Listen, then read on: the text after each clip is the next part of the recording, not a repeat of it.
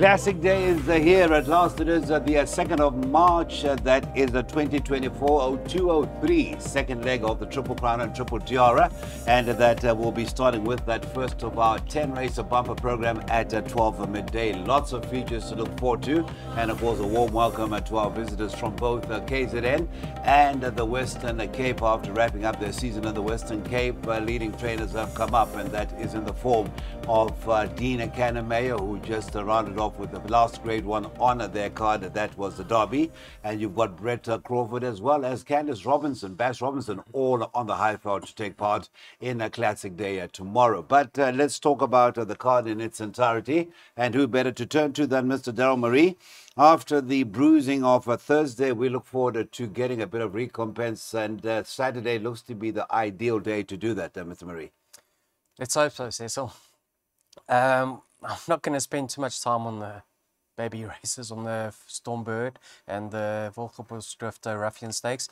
The reason being is there aren't any comments in the front of the computer form for the first timers, so it's useless me carrying on about their breeding if they're unfancied. So I am taking my chances. I am bankering Pistol Pete and Almond C in the first two legs of the bipot. Let's touch on Pistol Pete now. I mean, he's high, cruising speed is really high, and he's got his opposition on the back foot from the jump, Cecil. I don't believe he should be as short as what he is in the market. 2 to 7, I think, is what I saw. Because it's not going to be an easy task giving weight away all round. I mean, he's having to give up to 5 kilograms, and what is it, 7.5 to the filly. But if one of the first timers are well above average and in receipt of 5 kilograms, they could give the favourite a bit of a scare. But I'm happy enough bankering him in the opening leg of the bipot. I'll be very, very unhappy if he misses the top two. The horse that he beat last time out just got touched off by a first timer that looks above average himself. Yeah, he's got the experience, he's got the early speed. He's an obvious bank in the bipot. All right, let's confirm that. And of course, as we look at your selections, Mr. Marie, I should just give you a bit of a warning there. A destination a lot better than what we saw on that particular day. Wasn't settled in the gates, and then I think generally the cross wires as far as instructions are concerned, I think is the most diplomatic way to put it. But I think we'll see a better performance from a destination. Right, that first leg of the bipod, race number 2, is off at 12:35 with our first listed feature of the afternoon, and that is the Stormbird Stakes HKJC World Pool event 6 April, and that of course will be leg 3 of the Triple Crown and Triple Tiara.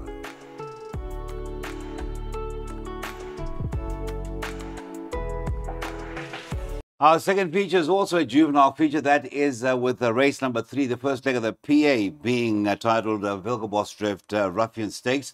It's over the 1,000 meters, and we should be underway at 1:10 Now, a name that is deeply etched in a lot of horse racing followers' minds is the one Almond C. Made such an impression when debuting on a Summer Cup day, and has followed up with another facile win. 2 different tracks. It was the standside track of Turffontein on Summer Cup day, and then it was the classic track at the Vol, and that was earlier on this year.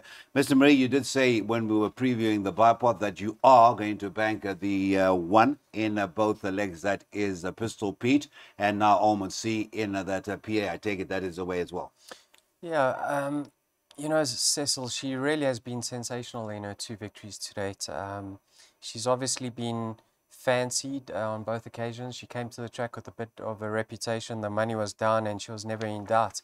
Once again, the same as Pistol Pete, she's got blistering early toe, and she's got her opposition on the back foot from the jump. But the same can be said that she has to give weight all round this time round. It's not going to be given to her on a silver platter. I mean, she does meet the likes of Simply Majestic 2 kilograms worse off. I think she showed nice improvements in her 2 starts since then. So there won't be 6.5 lengths separating them this time round. I'm of the opinion of that. But yes, Almond C, we want to see her remain unbeaten. We want to see her win comfortably. And go to Durban and clean up. Do the rest as well, yeah. But giving weight, it's just going to make it a bit trickier. So I don't believe she should be as short as what she is in the market. I expect her to win.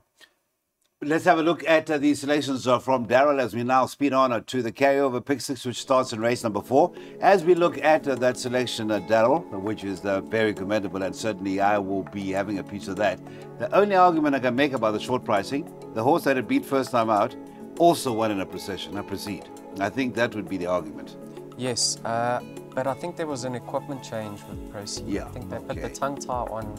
All right. And he's actually a very nice horse. I'm going to follow him, yeah. Yes. Right, so off time to race, what, 3? Leg 1 of the PA, 13.10, and it's a 288 at full bet outlay for Daryl's suggested place accumulator. Turffontein, it is a classic day as we proceed on to the first leg of that pick six. I do like the cover of a computer form for the classic meeting. It says Classic Day Dynamite, over 5 hours of electrifying action. And of course, the electricity will really be intensified, or up to, I don't know what the technical term is. When we get to race number 4 now, there is a R500,000 carryover going into the pick six, and we are looking at least a 3 million rand come a race time. That is a 13:45. We're into one of the few maidens on the afternoon, a Citizen Maiden Plate over the 1160, and we go straight to Mr. Marie. He's had the quiet time of it in the first couple of races. What about the race number 4? What are we going to do with the race number 4? And of course, I see Mark Khan now got his license as a trainer. Yeah, all the best to Mark Khan. You know, he's steeped in knowledge in the game. He's got a lot of experience. So we wish him well in his training career. Cecil, let's start off with the 4 that I like over here. Number 1, Secret Chord. He's limited. He's consistent. He's held on a line through Bob by So Seductive. But he's going to run another honest race. So Seductive, I think she was off for close to 8 months. She returned, she looked a winner, started running around in the latter stages. Her form is there for all to see. I mean, she's run to some high quality sorts. So if the second run after rest doesn't catch her out, and she's moving and feeling well on the day, I think she'll take all the beating. But I think she's too short in the market. Number 9, Quick Trip. Now, here's a filly that's really disappointed and let the side down on numerous occasions, but she's up the straight. Her best form is up the straight. She's drawn on the outside, and she's going to love coming back in distance. So I actually give her a big shout over here. And please believe me, although number 2, Sakambaya, is held on form, he's going to run a much improved race. So I find this tricky. I think the favourite's too short in the market. On form, she certainly is the one to beat. But I've gone with all of numbers 1, 2, 8, and 9. All right, so that is 1, 2, 8, and 9, and of course that is Mr. Darren Burrows with that pick six. And of course, what would the pick six be without Mr. Burrows going afield somewhere? And often it's actually worked in our favour because the roughie has come through. He does banker at the back, and that is race number 9, the penultimate event of the afternoon, and that is number 1 at Dice. Looking to follow up on that Group 1 success and a Group 3 this time. This is the Tab JJ, the jet plane stakes over the 1,000 meters, and what a wonderful way to actually round off the pick six if Lucky could win this particular event, given that he trained JJ as well. Second selection, let's have a look at your selection, Mr. Marie. Have you gone the banker route at the back? We will see that shortly. And it's of course Mr. Burrows still. He's gone. Okay, my apologies here. It is actually both Mr. Burrows. And he's gone here quite aggressive. He's got the 1, 2, 6, 8, 9, and 10 in the first leg, the field, as was the case in the first pick six. But then he does banker 1, field in the penultimate, and banker Dice once again. And that is a total outlay of 924 rand. So 2 options and a deep look at Darren's thought process to the pick sixes on Saturday.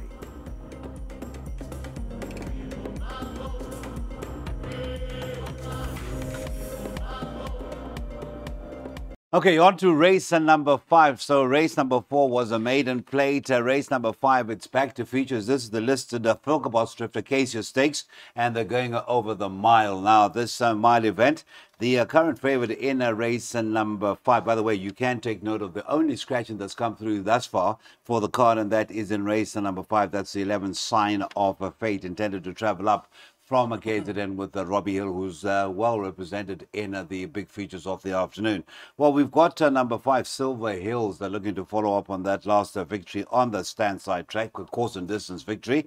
Can that be the case? Of course, no shortage of pace, Mr. Marie. We've got Humdinger, who will certainly be one of those who guarantees a good pace. I actually like Humdinger. I can't believe her current price. I think she's in the region of 12 to 1. Have a look at the best weighted column, Cecil. She is 2 kilograms best in over here, and her ratings come down from a 119 to a 114. You know, she's really been contesting the best of the races around. And yeah, she comes into the case here being best weighted. She's got enough toe to overcome that tricky draw and get into a striking position. Striker knows her. He rides for his best mates over here. So I think she's overpriced and she'll be right there at the finish. I like the look of number 3 over here, Lady of Power. Also a 10 to 1 shot. Last time out, Cecil, she actually challenged too far from home and she just came up in the latter stages. We saw litigation go on and win the Betway London news, I think. And that was following up having won the listed feature a couple of weeks earlier. Yeah. So I think coming back in trip is also not going to be an issue for her, and that stable's well at the moment, Michael and Adam Azzi. So I've put her in, and then I've added Perfect Witness. Now I know she isn't really a miler, but yeah, you got a filly returning from a short break. She's going to run fresh. She gets the draw. Cecil, this filly on the turffontein stand-side track is deadly. She never disgraces herself. Yes. So she'll run another bold race, although it's over a distance short of her best.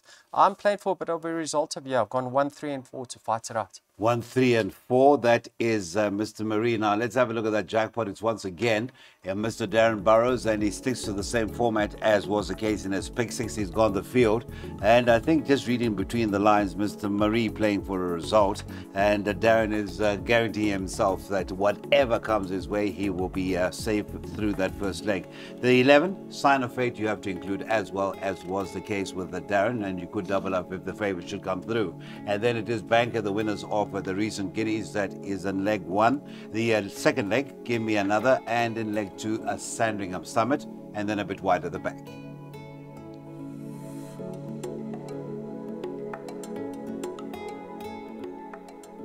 Every year, when we get to the Triple Crown and Triple Tiara, there is a boom horse, talking horse, and in this instance, we've got 2 talking horses, both in the classics, in the male and the female. We'll start with the fairer sex, and Give Me Another now. The debate is out there constantly. Will Give Me Another be able to see out of the Triple Tiara? Your thoughts, Mr. Marie, and that's your thought. You know, Cecil, last time out in the Wilgeborgsdrift, Gauteng Fillies Guineas, everyone was on the edge of their seat turning for home. She had it all to do, and within a matter of a stride, she had put the race to bed. Even 150 meters from home, it was race over already. It's hard to see anything reverse the form with her. I mean, the only thing that could be different this time round is a lack of pace. Now, last time out in the Guineas, Mary's green light ensured a gallop. This time round, I'm not too sure where the pace is going to be coming from. Perhaps Champagne Cocktail.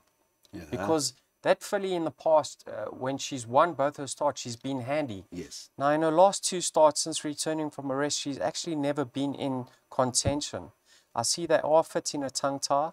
I mean, she is owned by the same owners, so maybe, just maybe, she will ensure a decent pace. But I don't think Give Me Another needs a pace. She settles beautifully in running. She's got a fantastic turn of foot. So she is going to have to fluff her lines to get beat. I don't foresee any problems with her confirming the form with her rivals over here, Cecil. So I think she's a ready-made banker and will take all the beating. Right. So I do want to say, sorry, yes, Cecil, no, I do want to say I am expecting a much improved run from Champagne Cocktail. I think that is also the perception out there that we didn't see the true champagne cocktail the last time out in the Guineas. Let's confirm that it is an off time to a 5-3 for the first of our two features, and that is the two top line features on Classic Day. It is the SA Fillies Classic, and there it is. Daryl's pick 3. He's banked it. Give me another, and it is Regular Rider, who seems to just know the horse. That seems to know every pulse of the horse. JP van der Merwe, because you don't see any panic at all. As you say, had us on the edge of our seats for a while. And second leg, it is Sandringham Summit, and the main challenge to come from Purple Pitcher. And then in the last leg, leg number 3, that is race number 8 at the Grade 1 Pilkerbos Drift. HF Oppenheimer, Horse Chestnut again over the mile. 4 and a 13, and now the 4 in this instance is Dave the King, who had a very good run after that gelding, and the 13, and that would be Princess Kala. That is the thoughts of Mr. Marie as far as that pick 3 is concerned. But give me another, as far as he's concerned, should bag the Classic.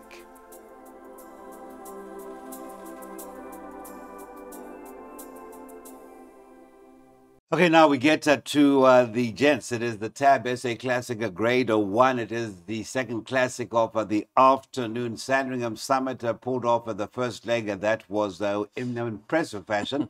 And Mr. Gavin Arena retains the rider for the David Nevenhuizen stable, and the ownership, the Vosfontein stud PTY Limited nominee, Mr. J.S. Colmanson, Mr. John Colmanson. Now, I said to you off air, and it is no disrespect to the fairer sex, this could be more exciting than the SA Fillies Guineas by virtue of there are improvers to come through over this distance. Yes, Cecil, this is very interesting for me. I mean, Sandringham Summit, Cecil, Nico, what were Nico's words in the commentary? I actually forgot.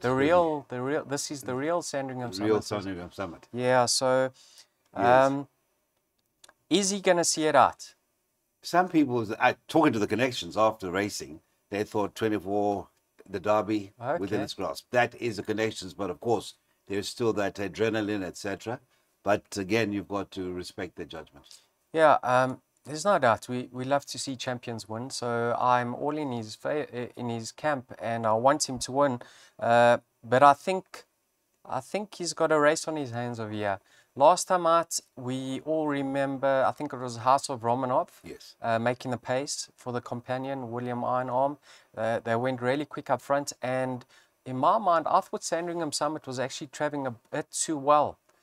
He had cover from Purple Pitcher, and he had the race was ideally run to suit. He was in the perfect position. Everything went his way in running on that occasion. Now, what is Gavin going to do from stallgate number 10? Are we going to see him drop out and be given a chance? Or will Gavin want to place him at least midfield? He's going to need a little bit of luck in running to get a good spot. Like I said, Cecil, I thought Purple Pitcher, last time out, run was very promising. He was exposed on the outside. He was returning from a rest. He had to work. He wasn't in a great position. He had no cover, and I expected him to fall away. And yet, when I watched the replay, we fought on doggedly. And he has a horse, I think, that's really going to be course and distance suited. We've seen him win over this distance before. He gave a lot of weight away on that occasion. And then in the Dingans over a mile, it looked like Mr. de Cock's horse had the race. Give me another chance. Had the race sewn up. And yet Purple Pitcher found another gear in the latter stages. I know Sandringham Summit was unfortunate on that occasion, but Purple Pitcher is going to love the step up in trip. He's going to strip fitter, and he's got the one draw. So I think Purple Pitcher represents a lot of value over here. Like I say, I'd love to see Sandringham Summit go for the Triple Crown and win, but I think Purple Pitcher is the value in the race. So I'm going 4 each way. Right. As I ask you the last question, let's confirm that the selection from Mr. Burrows as far as race number 7 is concerned. He is in the corner of Sandringham Summit, as we've seen in his pick sixes.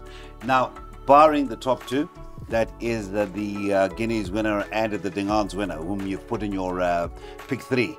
Who are the likely improvers? Obviously, a lot of people saying watch William Iron in the over further. And then, of course, I said to you off air, and I think I'm not a voice in the wilderness, Storm Brasco. And maybe even bigger priced horses who seem to do, excel over longer trips may just come through and be party poopers potentially.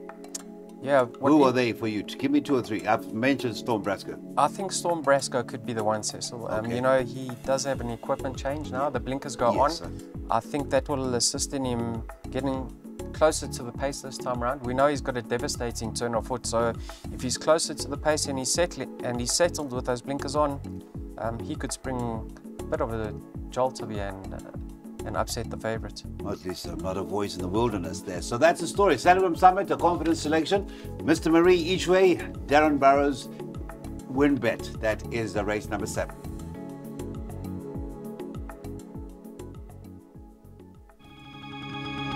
Well, this is a race that really does really put the icing on the cake on a classic day. It is the 2024 renewal of the Wilgerbos Drift HF Oppenheimer Horse Chestnut Stakes over the mile, and I think just the titling alone does deserve all the respect. It is a Group 1, and it has attracted visitors from far and wide. Brett Crawford, after winning with At My Command, be it over the 1400 meters, has brought it up to the high felt. He's got Winchester Mansion last seen on Summer Cup Day, not disgracing that form line, is beginning to yield returns. Dave the King and Princess Kala all in the race. Let's talk to the man who has studied the race in detail and get his thoughts. Yeah, firstly, we do welcome the Raiders with open arms. You know, indeed. They've come up to the Highveld and taken our cash before, so they mustn't be shy. I don't think it's going to happen this year, but good luck to them, Cecil. Yes. You know, what can we say about Princess Kala? She's been a superstar, Cecil, and yeah, she comes into the Wilgerbos Drift HF Oppenheimer best weighted, horse chestnut stakes, sorry, Yes. best weighted. If you have a look at the column, she's actually 6 pounds or 3 kilograms best in over anything else. So last time out, she showed us that she's still around. She's still at the top of her game. Wasn't that a fantastic win by the filly that ran 3rd in that race? I think it was Double Grand Slam, who came out and won the Prix de Cup. Yes, that was one of a double for the part owner. That Yes. is Mrs. Filuna and Gary Correct, Player. yeah. Bred by Turffontein. Great weekend for them last weekend. It was. And I mean, she's very fit. We saw yesterday at Turffontein, give me a shot. I think it is trained by the Aussies. What a victory. Very She good. actually Champion. finished behind her Yes. last time out, and she came out and won on the Highveld. So I don't think we have to worry about that at altitude. all. Yeah, Yeah. I don't think that's... And yeah, Princess Kala, I believe she's a miler. You know, I think that's her optimum trip. Everything's in her favor. Fitness, draw, weights. So it's hard to look past her. But I was super, super impressed by Dave the King's return as a gelding last time out. And what I liked about it is he settled. You know, this horse has had a tendency to tear away and over race. But last time out, Striker was a bit unfortunate going into the first bend. He was wide, but then he got a nice position. And the only thing that beat him last time out was the weight of Unzen. I think he was carrying 10 kilograms less than him. And the so draw now, as well, now he's going to strip fitter. He has actually been beaten by Princess Kala in the past. I think it was in the Champions Cup at Greyville, and he's held on that run. But I loved what I saw from him last time out. I think he's back to his best, and I think he's actually the favourite's biggest danger. So I'm not looking past the two of them. You know, you can make a case for several horses over here, Cecil. Who do you actually fancy? I know you're not in Princess Kala's camp. No, I am not. No, please don't say that. No, don't say that. I am saying it is very competitive. Oh, yes, it is. I needed to ask you, Cousin Casey taking out that Unzen run, or going back to that Unzen run, I think it was actually a pleasing return to the track after that last run in the Summer Cup as well. Absolutely. I just think that he's got only one option from that draw, and that's to give him a chance. And it all depends on how far out of his ground he's turning for home. We know he's more than capable, but I'm just strictly on what I saw in the last starts. I think Dave the King will confirm the form and still have his measure. Okay, no need, no prizes for guessing where Mr. Marie's loyalties are. And of course, the suggested bet is the swinger. As we looked at, as we saw in his pick 3, he has gone 4 and 13 in leg number 3 of his pick his pick 3. So that will be the swinger, and still a decent swinger to look ahead to, because Princess Cat is what, 22 to 10. Dave the King, as I speak, is at around 13 to 2. So a very good returner for your investment there. It is the big one of the afternoon, the third big one, and that's off at 4:10.